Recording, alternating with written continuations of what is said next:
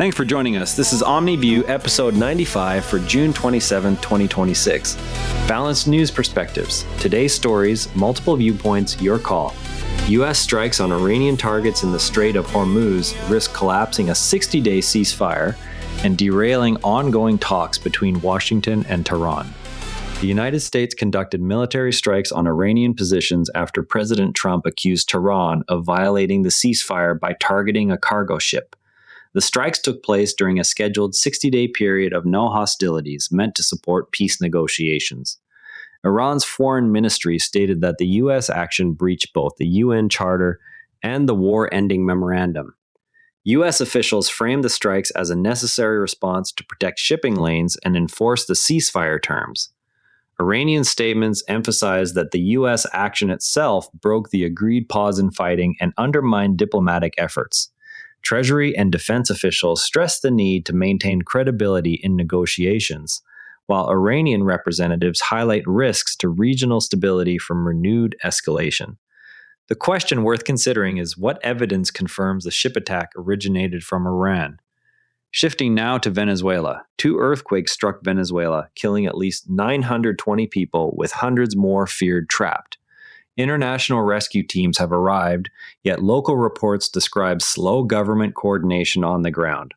Survivors in affected areas jeered visiting officials during relief visits. Venezuelan authorities point to the scale of destruction and limited resources as reasons for the pace of response. Opposition voices and local residents argue that political priorities have delayed aid distribution and that greater transparency would speed recovery. Aid organizations focus on immediate shelter and medical needs, while government statements emphasized long-term reconstruction planning. The question worth considering is how international teams are coordinating with local authorities. Next, we turn to developments in the Russia-Ukraine conflict. Ukrainian strike teams have conducted long-range drone attacks on Russian oil facilities up to 1,200 miles from the border. The operations target refineries and depots supplying Moscow. NPR reporters observed one such team during preparations and launches. Ukrainian military sources described the strikes as essential for degrading Russia's war economy and reducing its capacity to sustain operations. Russian officials condemned the attacks as violations of international norms and threats to civilian energy infrastructure. Energy analysts note impacts on Russian fuel supplies, while security experts track how these operations affect battlefield logistics. The question worth considering is what defenses Russia is deploying against these drones. Meanwhile, a new agreement has emerged in the Middle East. Israel and Lebanon signed an agreement announced by their ambassadors. The United States facilitated the deal as a step toward reducing cross-border tensions after months of fighting involving Hezbollah. U.S. diplomats present the accord as a practical mechanism to lower immediate risks along the border while broader talks continue. Lebanese and Israeli officials each highlight domestic security concerns that the agreement addresses without requiring full political concessions. Regional analysts note the role of third-party guarantees in similar past arrangements. The question worth considering is what specific measures the agreement includes. Turning to economic support in South Asia, the World Bank approved 2 loans totaling more than $1 billion to help Bangladesh manage global fertilizer price swings and strengthen food security. Bangladeshi officials welcome the financing as immediate support for farmers facing import costs. World Bank statements emphasize the loan's focus on stabilizing supply chains rather than long-term structural reform. Agricultural economists track how such funding influences planting decisions in the current season. The question worth considering is how the loans will be dispersed to farmers. Now we look at an educational shift in Ukraine. A Ukrainian university has relaunched its Russian studies program with a curriculum centered on understanding an adversary's language, history, and decision-making. Program faculty argue that detailed knowledge of Russian society improves strategic planning and reduces miscalculation risks. Critics within Ukraine question whether such studies divert resources from other national priorities during wartime. The question worth considering is how many students have enrolled so far. In other world developments, Reform UK leader Nigel Farage's Action on World Health Campaign is moving its base to Delaware as a U.S. nonprofit. The relocation adds new board members to the organization. Farage and supporters describe the relocation as an opportunity to expand influence on global health governance debates. Observers in the UK question why a British political figure is directing resources toward an American entity. Both sides note the group's focus on WHO policies. They differ on whether the shift strengthens or dilutes its original aims. Details appear in coverage from The Guardian.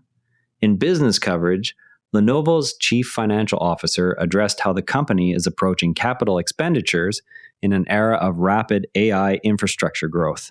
Company leadership frames increased spending as necessary to remain competitive in hardware markets. Investors weigh whether returns will justify the outlays amid shifting demand patterns. Both sides recognize AI as a major driver of technology budgets. They differ on the pace at which revenue will offset costs. The full interview is available via Bloomberg. Turning to technology, both the US and China are investing heavily in quantum systems that could transform computing, cryptography, and material science. US research agencies highlight national security advantages from maintaining a technological edge. Chinese state programs emphasize rapid scaling of practical applications. Both sides agree quantum capabilities carry strategic weight. They differ on timelines for achieving fault-tolerant machines. An overview appears in Christian Science Monitor reporting. In sports, Spain, Egypt, and Cape Verde progressed to the round of 32 in the ongoing FIFA World Cup. National federations celebrate the results as validation of preparation strategies. Broadcasters focus on standout individual performances and upcoming matchups. Both sides note the competitive nature of group stages. They differ on which teams now hold momentum. Match highlights are available from Al Jazeera. In entertainment news, Jim Hanks, who resembles his brother, has spoken about providing the voice of Woody for decades when Tom Hanks is unavailable. Jim Hanks presents the role as a long-standing professional contribution that fits his vocal range. Fans express surprise at the extent of his involvement across multiple films. Both sides accept the physical and vocal similarity. They differ on how widely this arrangement was previously known. Further details come from Mail Online. Now, to really understand the first story about the ceasefire, there is something most coverage leaves out. Most coverage of sudden strikes during a declared pause treats violations as simple breaches, yet the mechanisms for verification are often limited. In practice, each side relies on its own intelligence, satellite imagery, and third-party observers rather than a single neutral authority with real-time access. When a ship is attacked or a drone launched, confirmation depends on which sensors and reports each government chooses to release, creating windows for competing narratives. Knowing this, when officials cite a clear violation, listeners can ask what independent data backs the claim and whether the monitoring body has physical presence on the ground or at sea. Historical examples from earlier Middle East pauses show that without joint inspection teams or shared sensor feeds, accusations escalate quickly because neither party can fully disprove the other's version. Next time you see a headline about a ceasefire breaking down, ask who controls the verification tools and what incentive exists for rapid public attribution versus quiet clarification. Tomorrow, watch for further details on how the new Israel-Lebanon agreement will be implemented on the ground. That wraps up today's Omni View. Remember, the best informed people read more than one perspective. If this show helps you do that, share it with someone who values fair coverage. See you tomorrow, and if you'd rather watch than listen, find us on YouTube at Nara Network. Links in the show notes. And before you go, this show is part of the Nara Network, a family of daily podcasts on tech, science, and markets, each one a short, sharp briefing you can finish on the commute. If today earned its place in your feed, here's your next listen. Models and Agents, your daily briefing on AI models and agents. Find every show free at naranetwork.com. This episode used AI voice synthesis of my voice.